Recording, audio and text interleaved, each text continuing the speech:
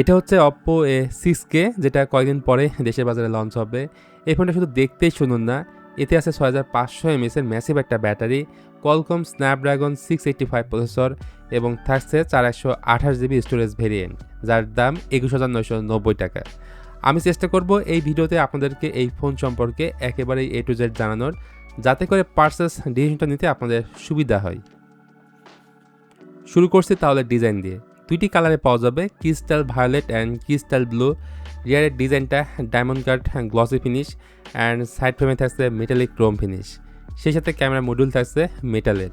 এমনিতে এর পুরো বডি ফ্রেমটা প্লাস্টিকের, আর ফোনটা একটু বাল্কে ফেল দিতে পারে কারণ 210 গ্রামের মতো ওজন রয়েছে এবং থিকনেস হচ্ছে 8.61 মিলিমিটার। এর অন্যতম কারণ হচ্ছে এই ফোনটির মধ্যে বড়সড় ব্যাটারি আছে, টুকটাক বৃষ্টি পানি লাগলেও সমস্যা হওয়ার কথা না এটার মধ্যে থাকা IP64 রেটিংয়ের কারণে। ডিভাইসটির নিচের দিকে রয়েছে 3.5 millimetre headphone jack, type C port and speaker grill. ডান পাশে আছে volume button plus side mounted fingerprint scanner, আর অন্য পাশে আছে হাইব্রিড সিম স্লট, যেখানে আপনারা দুটো সিম কার্ডের পাশাপাশি একটি মাইক্রোএসডি কার্ড লাগাতে পারবেন। আর উপরের দিক পোর্টে থাকছে ক্লিন, এখানে কোনো I blaster sensor, dual stereo speaker বা নয়েজ ক্যান্সেলেশন মাইকটা নাই।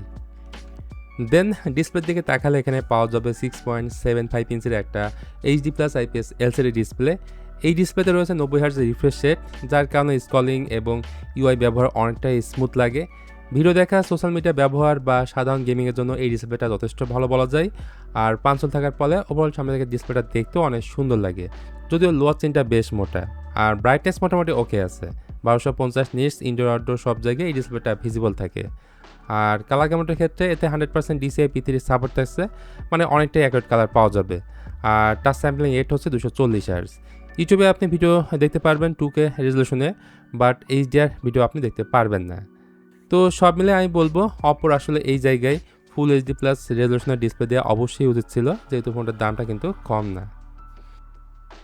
যাই হোক, অপোর এই ফোনটায় পরিচয় হিসেবে রয়েছে বহুল পরিচিত বেশ পুরাতন একটা চিপ, Qualcomm Snapdragon 685, এবং এটা রান করছে Android 15-এ, ColorOS 15।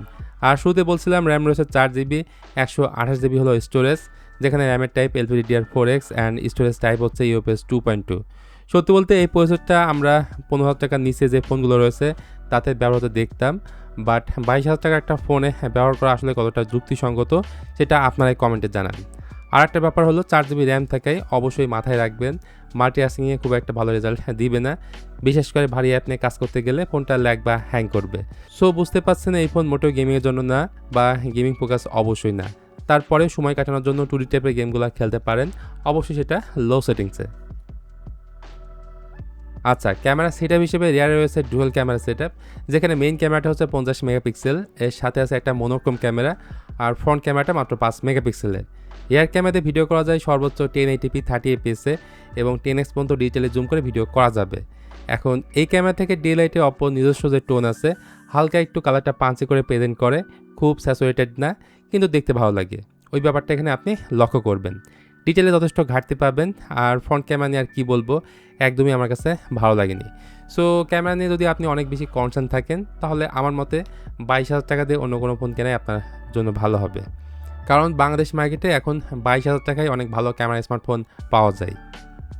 তবে এই ফোনের সবথেকে বড় স্ট্রং দিক হচ্ছে এটার ব্যাটারি। এতে ব্যাটারি আছে 6500 mAh, আর এই এত বড় ব্যাটারিকে চার্জ করতে রয়েছে মাত্র 15 ওয়াটের চার্জার। দুঃখজনক হলেও সত্যি, বড় ব্যাটারি থাকলেও চার্জিং সিস্টেমটা আবার কম। তো এইসব ভালো মন্দ মিলেই ছিল Oppo A6K। আমার কাছে মনে হয় এটার দাম 15-16 হাজার টাকার নিচে থাকলে ভালো একটা প্যাকেজ হতো। আপাতত বলা যায় এটা একটা ওভার প্রাইস। তো আজকের ভিডিওটা তাহলে এ পর্যন্তই। সবাই ভালো থাকবেন, দেখা হবে অন্য কোনো টপিকস নিয়ে খুব তাড়াতাড়ি।